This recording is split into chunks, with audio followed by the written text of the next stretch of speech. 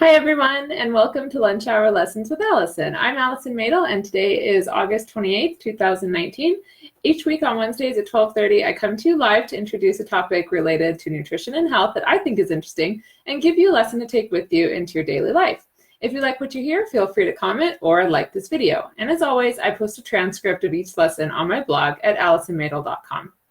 This week's topic is Nettle infusions, minerals for leg cramps, and more. Today I want to talk about a food that is one of the best sources of balanced minerals and trace minerals that you can find. It's called nettle leaf, and sometimes it's also referred to as stinging nettle, but don't worry, if you buy the dried herb, there's no sting to it. Speaking of minerals, having a good balance of all the minerals and trace minerals in your diet is very important for many body functions, one of which is contracting and releasing muscles appropriately.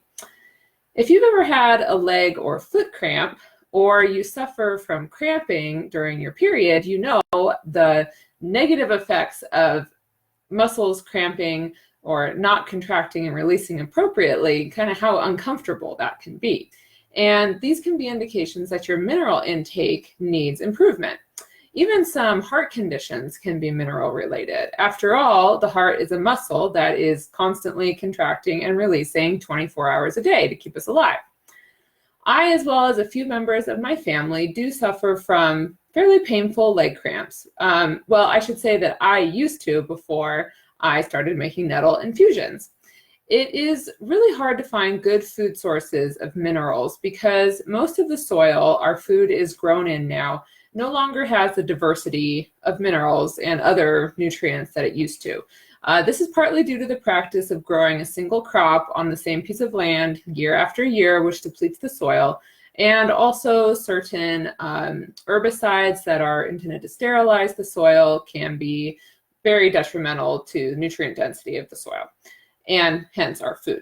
But high quality growers of various foods, small farms, and then also the high quality growers of nettle leaf will make sure that their soils are as nutrient rich as possible, and nettle specifically uptakes a large portion of minerals and retains it for our use. Before I share how to make a nettle infusion, I do want to mention that it's not just effective for effectively contracting and releasing muscles or for cramping. That's just what I have found it to be really useful for. But it also is a wonderful source of folate. Do you always eat enough leafy green vegetables? If not, nettle infusions can make up for a lot of that deficiency. It increases energy and stamina, and it lowers stress by nourishing the adrenal glands. It strengthens our bones and improves bone density, which due to the high balanced mineral content. It supports the kidneys and the urinary tract. So if you have any issues with urinary tract infections, you may want to definitely introduce nettle as a preventative measure for this. It also has antihistamine properties. So for those of you with allergies, this can be very beneficial as well. And it's safe for all ages and stages of life, including pregnancy and nursing, which is nice because not all herbs are. So for these benefits and more, I recommend incorporating nettle leaf made into an infusion into your diet. Now, what is it really? An infusion is like a very potent tea, meaning that you take a large quantity of herb and you steep it in water for a period of time. Making an infusion is more effective than taking the herb in a capsule because the infusion uses a whole full ounce or a full cup of the herb to 1 quart of water. And nettle especially benefits from being prepared as an infusion rather than just a tea, for example, because it takes a lot of the herb to show real benefits. So you'll get a lot more bang for your buck this way than purchasing nettle leaf tea in, like the tea bags. I've seen them in the health food stores, which can be great, but this is a lot more effective. So how to make a nettle infusion? The first step is going to be to gather your supplies. And I'm going to post all the detailed supplies and the steps on my blog at allisonmädl.com with this transcript, so you'll have it there. But basically, you need 1 pound of organic nettle leaf herb. You'll need 2 1-quart glass mason jars with screw top lids.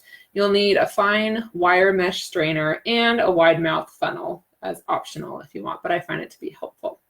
So those 4 ingredients, and then you'll need, for step 2 to actually make the infusion, what you're gonna do is take out the glass mason jar, one of them, and you're gonna boil a quart of filtered water.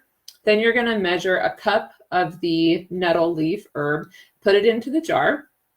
And once the water has boiled, you're going to pour the water all over the herb in the jar, fill it all the way up to the top, give it a good stir, and then you're going to cap the jar and let it sit for 6 to 8 hours on the counter. I usually prepare it in the morning and then I strain it in the evening, so it can be longer than 8 hours. You could also prepare it in the evening and strain it in the morning, do it overnight.